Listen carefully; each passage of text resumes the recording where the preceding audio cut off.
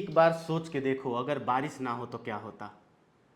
बारिश अगर ना हो तो ना हमारे पास लहलहाते हुए खेत होते, ना हमारे पास में बहुत ही ठंडी ठंडी शुष्क हवाएं होती, ना हमारा गर्मी जाता और पूरा का पूरा जो देश है वो रेगिस्तान में बदल जाता। लेकिन साथ में बारिश और बाढ़ का प्रकोप हर साल भी झेलना पड़ता है। केरल से लेके पंजाब तक, पंजाब से लेके असम तक जब भी बारिश आती है यहाँ पे मोस्टली आप लोगों ने देखा होगा हेवी रेनफॉल में क्या होता है, यहाँ पे बाढ़ आ जाता है। आज हमारा मेन मुद्दा क्या है, हम लोग इसी बात में डिस्कस करने वाले हैं कि आखिर मानसून है क्या, ये मानसून क्यों होता है और मानसून की क्या ज़रूरत है। क्यों भाई? क्योंकि मानसून बहुत सारे चीज़ों को इफेक्ट करता है, लहलहाते हुए खेत से लेके क्रिकेट मैच तक और हरे भरे बनों से लेके सूखा तक, हर जगह ही मानसून का इफेक्ट है। इसीलिए मानसून के बारे में थोड़ा जानते हैं और मानसून के साइंस के बारे में थोड़ा एक्सप्लोर करते हैं। चलिए थोड़ा साइंस डिस्कस करते हैं और थोड़ा इंटरटेनमेंट डिस्कस करते हैं आगे। तो इसके पीछे का साइंस क्या है, आखिर ये मानसून क्यों होता है। तो सबसे पहली बात यह है, जब भी गर्मी होती है तो गर्मी के वजह से क्या होती है, जो धरती के पास पास का एयर होता है वो गर्म होता है और गर्म होता है, बहुत तेज़ी से गर्म होता है। लेकिन जो हमारा समुंदर होता है वो धीरे धीरे गर्म होता है, जिसके वजह से एक लो प्रेशर जोन बन जाता है, कम दाब वाला जोन बन जाता है। और हवा का सिंपल सा रूल है कि हमेशा ही हवा कहाँ से कहाँ जाता है, जहाँ हाई प्रेशर से लो प्रेशर के साइड में जाता है। जहाँ दाब कम है वहाँ से वो, जहाँ दाब ज़्यादा है वहाँ से कम के तरफ हो जाता है। ठीक है।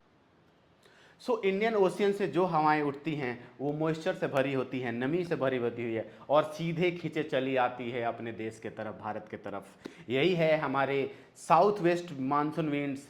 ये हमारे साउथ वेस्ट मानसून विंड्स के बारे में जो हर साल लाखों किलोमीटर सफ़र करके यहाँ तक पहुँचती हैं।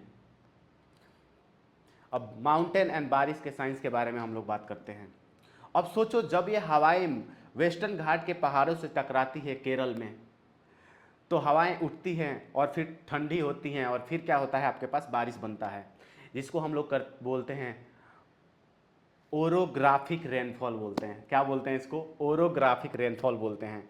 इसलिए केरला में हर साल सबसे पहले मानसून रिसीव करते हैं। बेसिकली बोल सकते हो ना, मानसून का पहला स्वागत जो होता है वो केरल करता है। और जब यही हवाएं नॉर्थ ईस्ट में जाके हिमालय से टकराती हैं तो वहाँ भी तेज़ बारिश होती है और इसी वजह से असम और मेघालय दुनिया की सबसे वेटेस्ट प्लेस, सबसे ज़्यादा गीला जगह बोल सकते हैं, कहते हैं इसको वेटेस्ट प्लेस बोलते हैं। अब आते हैं इसके बारे में ग्लोबल साइंस बिहाइंड मानसून क्या है। ठीक है।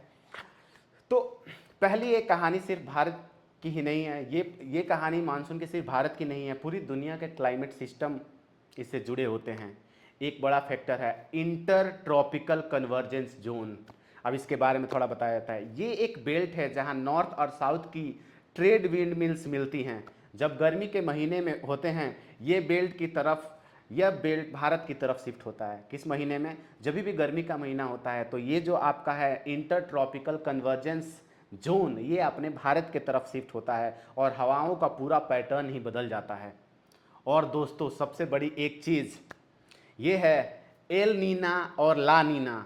जब पैसिफिक ओशियन गर्म होता है एल नीना, तो भारत में मानसून कमज़ोर पड़ता है। ठीक है। ड्रॉट, पानी की कमी और किसानों की मुश्किलें बढ़ जाती हैं इस टाइम पे। किसकी वजह से? एल नीना के वजह से। लेकिन जब ला नीना होता है, समुंदर समुंदर ठंडा होता है, तब भारत में ज़्यादा बारिश होती है। कभी कभी इतनी बारिश हो जाती है कि जिसकी वजह से बाढ़ जैसी संभावना क्रिएट हो जाती है। तो दो चीज़ें आपको समझ में आ गया, एक है एल नीना, दूसरा है ला नीना। ला नीना हमारे लिए फ़ायदेमंद है, एल नीना हमारे लिए फ़ायदेमंद बिल्कुल नहीं है, क्योंकि एक की वजह से सूखा आता है, दूसरे के वजह से बहुत हरियाली आती है, बाढ़ भी आता है।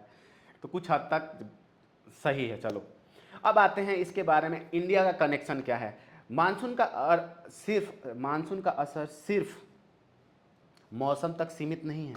भारत की 60% से ज़्यादा खेती जो होती है वो मानसून पे डिपेंड करती है।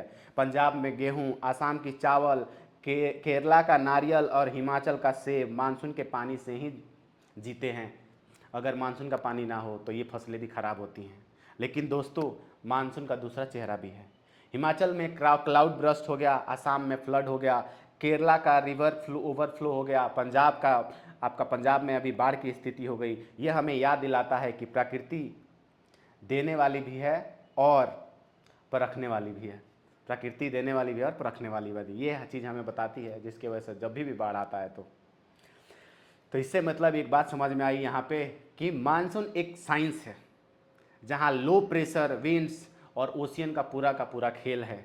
लेकिन ये एक कहानी भी है, उम्मीद भी है ज़िंदगी की और भारत की रूहों की। जब बादल गरजते हैं तो सिर्फ बिजली नहीं चमकती है, हर किसान की आंखों में उम्मीद चमकती है। और इसी छुपी हुई उम्मीद में भारत की असली सुंदरता है।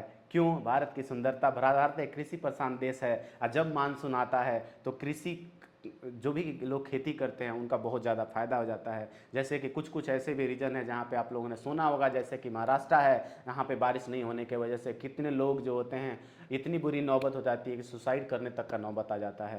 तो बेसिकली ये रहा मानसून का थोड़ा सा छोटा सा स्टोरी, और आपको यहाँ से ये समझ में आया कि मानसून आगे क्या आता है। और भाइयों तो अल नीना और ला लीना याद रखना है। चलिए मिलते हैं अगले वीडियो में।